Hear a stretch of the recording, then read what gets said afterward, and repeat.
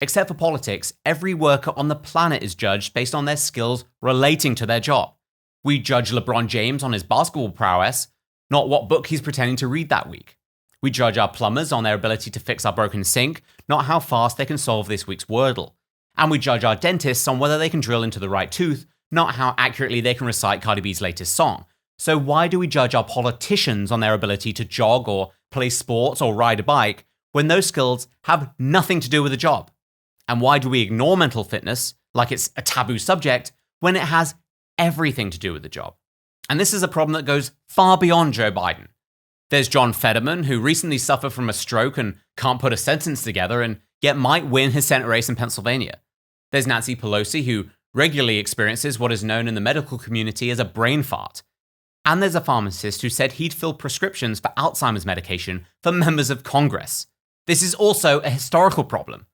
Woodrow Wilson had a serious stroke in 1919, leaving him prone to disorders of emotion, impaired impulse control, and defective judgment. And his wife basically acted as an unelected president from that point until his term ended in 1921, keeping the entire country in the dark. She was the Jill Biden of her time. And what's the outcome of all this? It means we risk handing over vast amounts of power to people whose mental fitness rests on us taking their word for it. Take the NFL. For any player to even have a chance of playing professional football, they have to go through countless medical and physical examinations. Just like slavery, if you're Colin Kaepernick, and or to play a game where you put on a helmet, throw a ball around, and ignore the almost constant levels of brain damage in exchange for entertainment.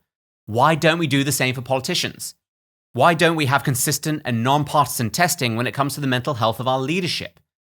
If you like a car at the dealership, do you trust the salesman when he promises that the smoke coming from the exhaust is a design feature? No, you at least take the car for a test drive.